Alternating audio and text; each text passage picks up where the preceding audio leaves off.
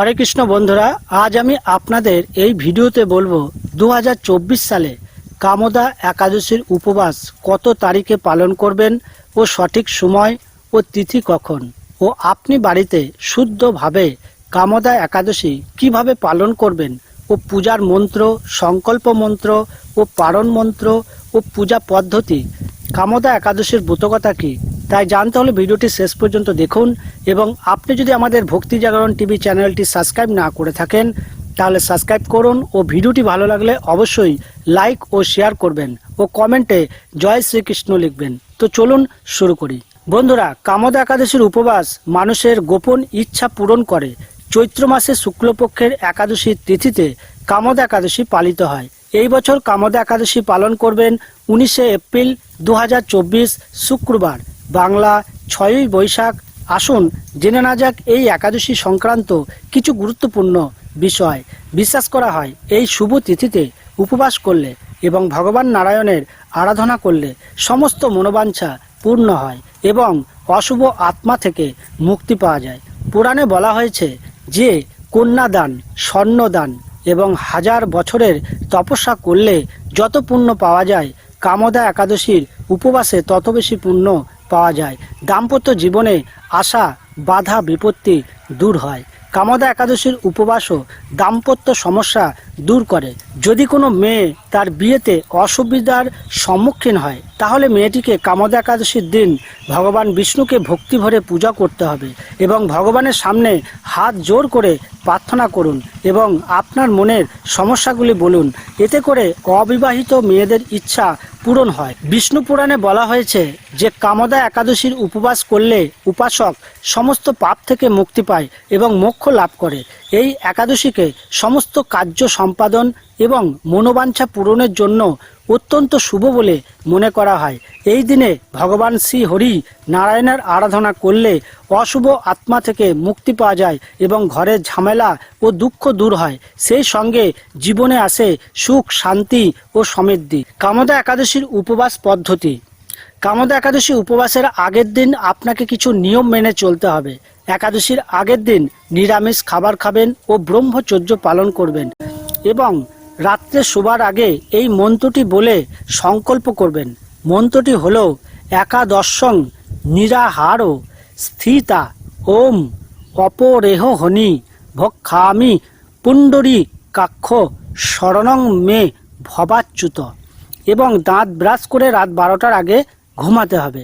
একাদশীর দিন ব্রহ্ম মুহূর্তে মানে ভোরবেলায় ঘুম থেকে উঠে স্নান করে কিছু ফুল এনে ভগবান বিষ্ণুর বা ভগবান কৃষ্ণের পুজো করুন। ভগবান বিষ্ণু বা যদি আপনার বাড়িতে গোপাল ঠাকুর থাকে তাহলে পঞ্চামৃত দিয়ে স্নান করিয়ে তারপর চন্দনের তিলক লাগান, ফুল নিবেদন করুন ও তুলসী পাতা অবশ্যই দেবেন এবং ফল ও সন্দেশ জাতীয় জিনিস প্রসাদ হিসেবে গোবিন্দকে নিবেদন করবেন।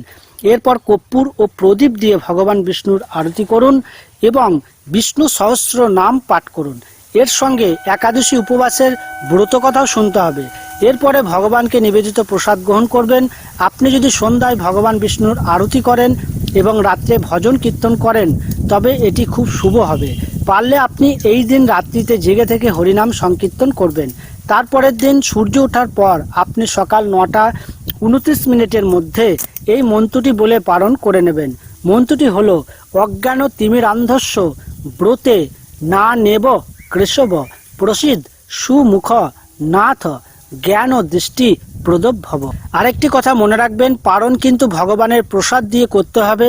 আপনি একাদশীর দিন সন্ধ্যার সময় ভগবানকে অল্প চিড়ে বাতাসা ভোগ দিয়ে সেই প্রসাদটা রেখে দেবেন। তার পরের দিন মানে দ্বাদশীর দিন সেই প্রসাদ দিয়ে পালন করবেন। মনে রাখবেন একাদশীর দিন যেন কোনো অন্ন জাতীয় জিনিস খাবেন না, ভগবানের প্রসাদও নয়। এবার জেনে নিন কামদা একাদশীর ব্রতকথা। প্রাচীনকালে রাজা দিলীপ তার গুরু বশিষ্ঠের কাছ থেকে এই একাদশীর উপবাসের মাহাত্ম্য শুনেছিলেন। গুরু তাকে বলেছিলেন যে একবার রাজা পুণ্ডরিক ভোগীপুর নামক একটি শহরে রাজত্ব করতেন এবং সেই রাজ্যে বহু অপ্সরা, কিন্নর, গান্ধর্ব বাস করতেন। একই রাজ্যে ললিতা ও ললিত নামে এক স্বামী স্ত্রী বসবাস করতেন এবং দুজনের মধ্যে গভীর প্রেম ছিল। একদিন ললিত দরবারে গান গাইছিলেন। এমন সময় তার স্ত্রী ললিতার কথা মনে পড়ল।